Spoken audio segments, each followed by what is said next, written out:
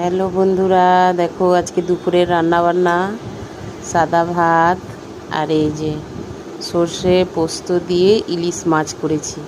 মাছটা দেখো এত ভালো ছিল, কত তেল বেরিয়েছে মাছ থেকে, এত তেল, খুব সুন্দর মাছটা। আর এই যে ছেলে মেয়ে তো মাছ খায় না, তাই ওদের জন্য অল্প করে আলু বিরিয়ানি আর এই যে সলিড চিকেন ছিল, ওটা দিয়ে এই একটা রেসিপি করেছি নতুন, মানে প্রথমবার বানিয়েছি এটা।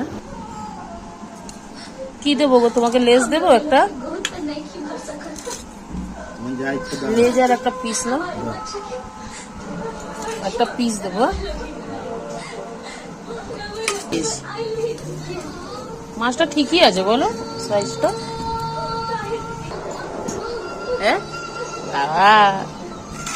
মাছটা দেখো একদম ফ্রেশ। আজকে কিন্তু রান্নাগুলো সবই ভালো হয়েছে।